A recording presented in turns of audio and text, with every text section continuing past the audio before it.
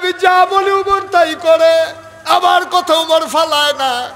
তুমি সকালবেলা আইসো, আমি উমরকে বলে তোমার মাসিক রেশনের ব্যবস্থা করে দেব। তুমি আইসো, সেখানে তোমার জন্য মাসিক রেশন দিয়ে দেব। আমি উমরকে বললে উমর ফালাবে না। উমর আস্তে করে হাঁটতে হাঁটতে বাসায় চলে আসলেন, তাহাজ্জুদ পড়লেন, ফজরের নামাজ পড়লেন। উস্কু খুস্কু তার চুলগুলো, দাড়িগুলো তার এলোমেলো, চোখগুলো তার লাল।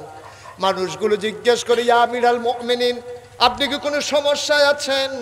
উমর বলে, না, রাতে ভালো ঘুম হয় নাই, এই জন্য মনে হয় চোখ লাল হয়ে আছে।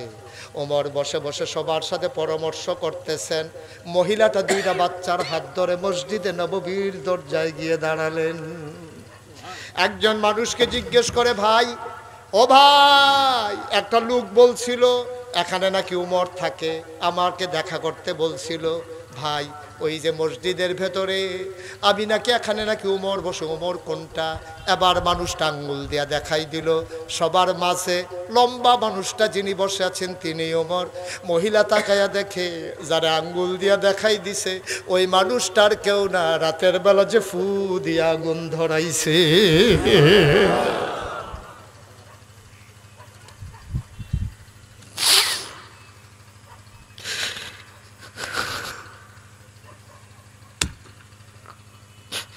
মহিলারা ভয় পেয়ে গেলেন। তিনি মনে করলেন এই মানুষটা নিশ্চয়ই আমাকে ছাড়বে না। আমি শুনে শুনে তারা গালিগালাজ করছি, আমি তারা কত শক্ত কথা বলছি, এই মানুষটা আমারে ছাড়বে না রে। মহিলাটা দুইটা বাচ্চারে ধরে দিলেন দৌড়। উমরের নজর পড়ে গেছে। ওমর সবাইকে বসায়া চামড়ার চাবুকটা হাতে নিয়ে দিলেন দৌড়। সামনে এসে দাঁড়ালেন, ডাক দেখো, আম্মা, ও আম্মা, তুমি দৌড়ে কই যাও? মহিলারা কয়, বাবা, আমি তোমারে অনেক শক্ত কথা বলেছি, আমি বুঝি নাই তুমি যে উমর। তুমি যদি পিটাইতে মন চায়, মহিলাটা কয়, আমারে যদি শাস্তি দিতে মন চায় দাও, আমারে জেলখানায় দিও না, আমার বাচ্চাগুলার কেউ নাই। আমারে যদি জেলখানায় দাও, আমার বাচ্চাগুলা মা মা বলে কাঁদতে কাঁদতে মরে যাবে। বাবা, আমারে মাফ করে দাও, আমি রাতের বেলা তোমারে চিনতে পারি নাই। উমরের গাল বেয়ে বেয়ে পানি পড়ে। চামড়ার চাবুকটা মহিলার হাতে নিয়ে দিলেন, বললেন, আম্মা, ও আম্মা, পিটাইতে মন চাই না, আমারে পিটাও, তোমার কাছে দরখাস্ত দেবো আম্মা, কিয়ামতের ময়দানে উমরের বিরুদ্ধে বিচার দিও না।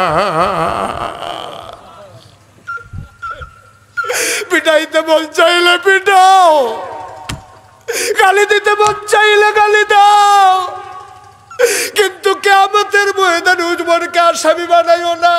আমার বড় ভয় লাগে গো আম্মা, কিয়ামতের ময়দানে না জানি আমি আসামি হয়ে যাই। ও আইডলের মুসলমান, মুশতাক ফয়েজি কোনোদিন তোমাদের কেমন করে ডাকে নাই রে ভাই?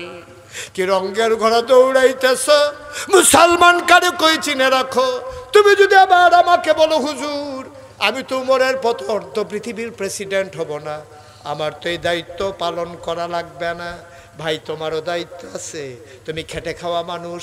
তুমি একটা মুরগি এনেছো, আল্লাহর নবী কয় তুমি গোশত এনেছো রান্না করার জন্যে।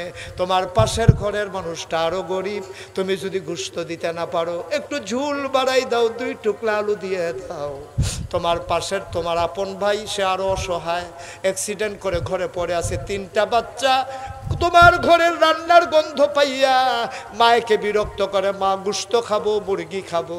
তুমি পারো না, কিচ্ছু পারো না, তুমিও তো রিক্সাওয়ালা, তুমি গোশত দিতে পারো না, অন্তত 2 টুকরা আলু আর একটু ঝোল বাটি দিয়া তোমার ভাইয়ের বাচ্চাদের জন্য পাঠাই দাও। এটার নাম ইসলাম, এটার নাম ইসলাম। তুমি অর্ধ পৃথিবীর প্রেসিডেন্টের দায়িত্ব পালন করা লাগবে না, তুমি পাশের ভাইয়ের দায়িত্বটা পালন করো। তুমি খবর নাও, এই যুবকেরা যারা মাহফিলের আয়োজন করল, ও যুবকেরা, শুধু মাহফিল করলে হবে না, বছরে তোমাদেরকে একটা সিদ্ধান্ত নিতে হবে। প্রত্যেক রমজানের সময় তোমরা ইফতারের ব্যবস্থা করবা খেটে খাওয়া মানুষের জন্যে। এই গ্রামে কারা বিধবা মায়ের সন্তান বিবাহ দিতে পারে না, তাদের তালিকা করে বিয়ের ব্যবস্থা করতে হবে। বিনা চিকিৎসায় কারা পড়ে আছে